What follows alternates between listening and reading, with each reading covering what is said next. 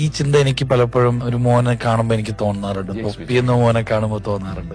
ഞാനും ആഗ്രഹിക്കില്ലേ തൊപ്പീനെ ഒന്ന് കാണണം. ഒന്ന് ആലോചിച്ച് നോക്കിയ ഈ മോനെ നമ്മുടെ പ്രായത്തിലുള്ള അവന്റെ മാതാപിതാക്കൾക്ക് അവൻ എന്തോ കൊടുക്കാൻ പറ്റിയില്ല. ആ പറ്റാത്തൊരു സ്നേഹം, കിട്ടാത്തൊരു ബഹുമാനം, അതില്ലാതെ വന്നപ്പോ അവൻ അവന്റെ കുറച്ച് തീരുമാനങ്ങൾ എടുത്ത് മുമ്പോട്ട് പോയപ്പോ അവനെ എളുപ്പത്തിൽ തള്ളിക്കളയാൻ എല്ലാവർക്കും പറ്റും. ഒരു സർക്കാർ പോലും അവന്റെ പുറകെ പോയില്ലേ. അപ്പം അവനെ തള്ളി പറയാനും ഉപേക്ഷിക്കാനും ഒക്കെ എല്ലാവർക്കും പറ്റും. ഞാൻ ആലോചിക്കാണ്, തൊപ്പി എന്നൊരു മനുഷ്യൻ, ആ മനുഷ്യൻ നാളെ പറയാണ് ഞാൻ ഏതെങ്കിലും ഒരു പള്ളിയുടെ മുന്നിൽ അല്ലെങ്കിൽ ഒരു അമ്പലത്തിന്റെ മുന്നിൽ ഞാൻ വരാൻ പോവാണ്, ഞാൻ സ്ട്രീം ചെയ്യാൻ പോവാണ് എന്ന് പറഞ്ഞാൽ ആ പള്ളിയുടെ അമ്പലത്തിന്റെയൊക്കെ മുന്നിൽ എന്തോരം കുട്ടികൾ ഓടിക്കൂടും.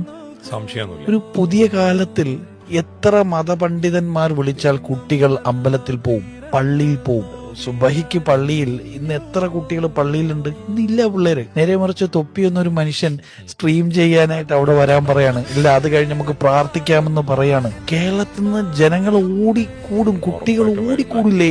അപ്പോ ഒരു കൂട്ടം മനുഷ്യരെ നന്മയിലേക്കും ഒരു കൂട്ടം മനുഷ്യരെ ദൈവത്തിലേക്കും ഒക്കെ വിളിക്കാനായിട്ട് നമ്മളിങ്ങനെ വലിയ പ്രസംഗങ്ങളും വലിയ വലിയ പ്രസ്ഥാനങ്ങളും ഒക്കെ മുമ്പ് നിൽക്കുമ്പോൾ ഞാൻ പറയും, ഇതിലൊന്നും പോണ്ട. ഒരു മനുഷ്യനെ, ആ മനുഷ്യന് കൊടുക്കേണ്ടത് കിട്ടേണ്ടത് കിട്ടിയാൽ ആ മനുഷ്യൻ വിചാരിച്ചാൽ ഒരു വലിയ സമൂഹത്തിനെ മാറ്റാൻ പറ്റും, അല്ലെ ഒരു വലിയ സമൂഹത്തിനെ ചേർത്ത് പിടിക്കാൻ പറ്റും. അപ്പൊ തൊപ്പിക്ക് ഇൻഫ്ലുവൻസ് ചെയ്യാൻ പറ്റുന്നിടത്തോളം ഈ മക്കളെ ഇൻഫ്ലുവൻസ് ചെയ്ത് നന്മയിലേക്ക് കൊണ്ടുവരാൻ എനിക്ക് തോന്നില്ല ഈ കാലഘട്ടത്തിൽ ഒരു പ്രസ്ഥാനത്തിന്റെ ഒരു നേതാവിന്